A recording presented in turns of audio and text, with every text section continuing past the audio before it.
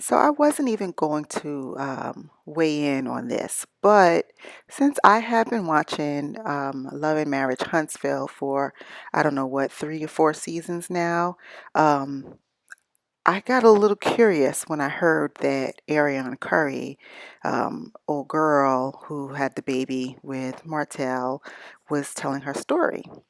So I watched, and a lot of people talking about it. I don't want to do a whole recap. It was a long interview, but I did want to cover what 5 things that stood out to me from this interview. So Tasha K said that, or told Ariane that she resembles Melody, that they look alike. Um, I didn't really see a resemblance, but they definitely have the same voice. They're definitely the same, that high pitch, that high tone thing. At first, I thought maybe it was a Southern thing, but Ariane said she's from Ohio, so that's not it. But it's kind of telling that, maybe Martell has a type. Maybe he saw things in Ariane that reminded him of Melody, a younger, fresher, untarnished version of Melody, and that's what made him go that route. So, yeah, I thought it was interesting that they definitely sound like the same person. We learned that Martell is really fertile. So we know that he and Melody have 4 kids. There's a story that she had an abortion at some point, so that would have been 5. Arionne says that she was pregnant for Martell 3 times. The first was a miscarriage, the second was an abortion, the third was the child, the little boy that they have together now. So that's 8 children that there would have been if all these children went to term.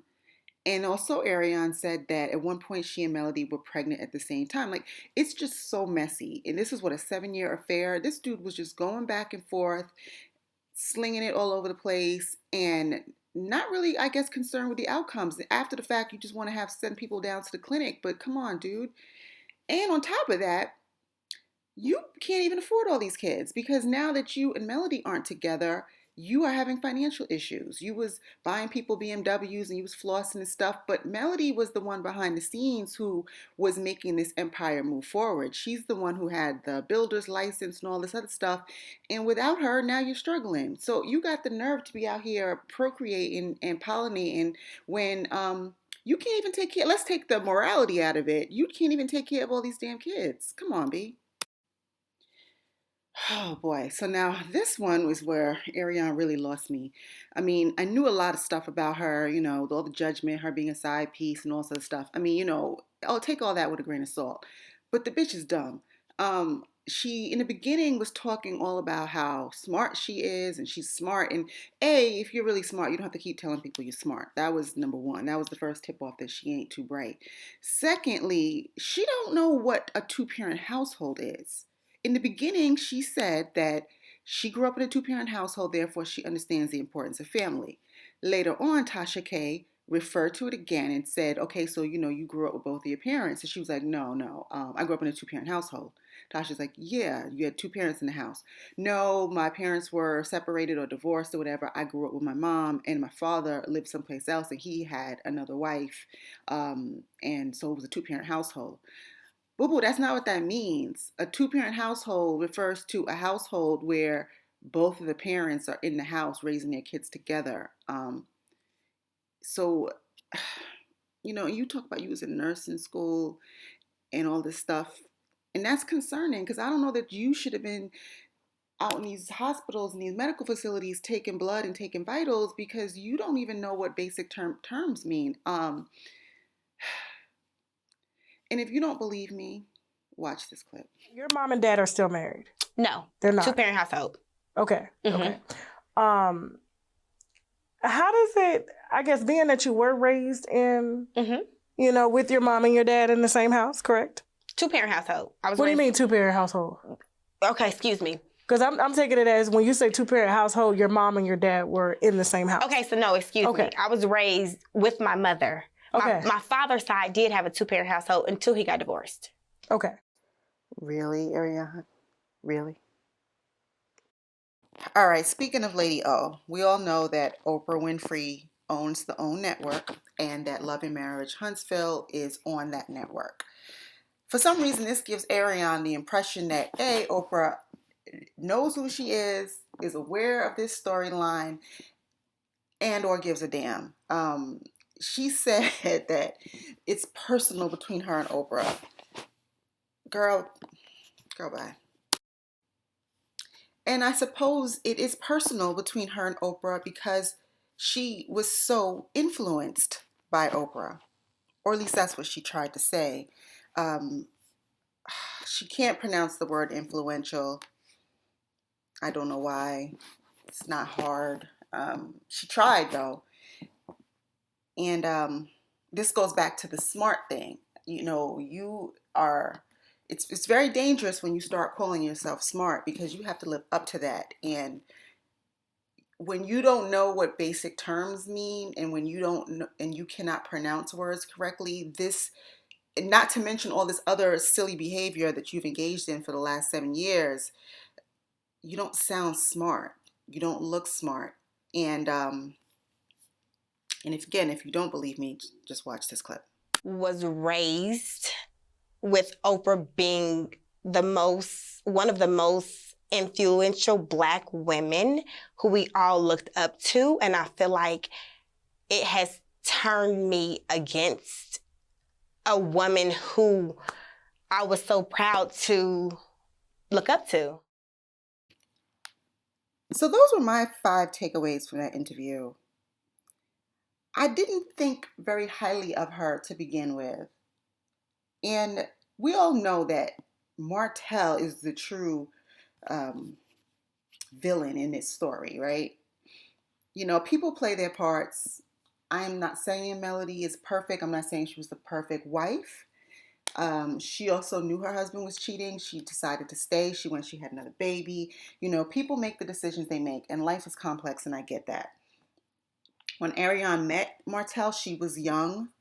He's 9, 10 years older than her. It's very easy for him to influence her, to manipulate her, all of that. We've all been there.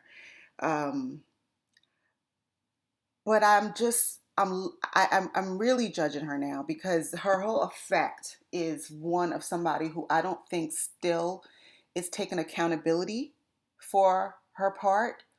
That to me was illustrated when Tasha asked her if she would apologize, and she said no, and she implied that Melody has said some things to her or done some things that maybe she feels like she's been victimized, which might be true, but you can't start in the middle of the story. You got to start the beginning of the story. You were sleeping with this woman's husband for years. Not to say that this gives Melody, carte blanche to do whatever she wants, but you also have to take that in consideration. Yeah, I just think she's dumb, just dumb. She's just not a smart person, and she wants us to think she is, and she goes above and beyond to present herself like something that she's not. And that's the part that I truly don't respect. It's just a messy, messy story. And you're really the losers. The losers in this are the children, because at one point they're going to see all of this if they have not seen some of it already. And, it's just sad to watch your parents' messiness played out on TV and for you to have that much information about them. I mean, we all sinners, right? All of our parents have done things that they probably are ashamed of, they don't want us to know about, but we don't know about it, probably don't, and therefore we can't judge them for it. Their children now have evidence of all of their wrongdoings, and it's going to come back to haunt them, especially for Martell, especially since he has three girls. That's going to be his karma, and I'm hoping that he's learned his lesson. Doesn't sound like it. In the last in the reunion, he still had this indignant, cocky, condescending attitude. He's still blaming Melody, still pointing fingers. He still won't honor Arionne by acknowledging that he loves her or be with her or whatever. I mean, you went through all of this. You lost your family and your wife. So you honored her. If you love that woman, then say it, because obviously you do. You spent all this time going back and forth and going back to her, and you had a child with her. I mean, I don't know. It's just such a messy thing. Yes, it made for good entertainment, but I don't like laughing at people's misfortune, but you guys put it out there, so we watched it, right? Um, yeah, that's all I got from this. I mean, Tasha K did a great job. I do think that she took it easy on her, and that might be because she wanted her to keep talking. It might be because she wanted to really give her a platform. Whatever the reason is, I think that, there were some harder questions she could have been asked, but, you know, she got the story, she got the exclusive, and that's a great thing. As far as Arionne being upset about them using her likeness, she kept referencing that, which was um, another thing I don't think she understands the definition of. They weren't using your likeness, honey. They were talking directly about you. Those are two different things. I mean, she must have heard that word like on some legal show once, and she thought she was going to run with it because, again, it makes her look smart. But if anything, it just made you look less intelligent. And no, why should you be on the show? If I was Melody, I'm an executive producer. This is my show. There's no way in the world I'm giving you a platform. And it sounds to me like Arionne only wants to she only cares about being on the show because she wants a cut. She said she was started nursing school. What happened to that?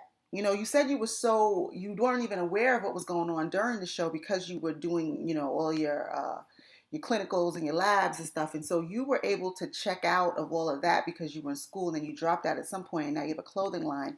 Your story sounds like somebody who is trying to capitalize on a really bad situation. And I think your focus should be on your children and on creating a life for yourself, as opposed to keep revisiting history to make a little coin.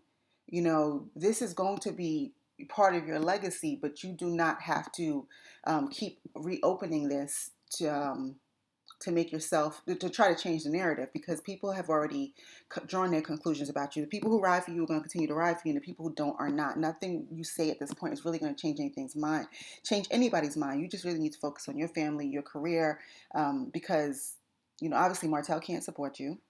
All his money, whatever he got left, is going to Melody and them kids. And he's going to have to stay on the show so that he can keep earning money. And then your name is going to keep being brought up, and it's just going to be a revolving circle. So, honey, what you need to do is go back to school, go do something, and figure out how you are going to create multiple streams of income to support you and your child, because it sounds like that's what, at the end of the day, you're going to have to be doing. So that's it. I didn't even mean to go this long. But yeah, it was an interesting interview, and shed some light on a couple of things, and just reinforce some other things that we already thought. So drop down the comments. We'll talk about it.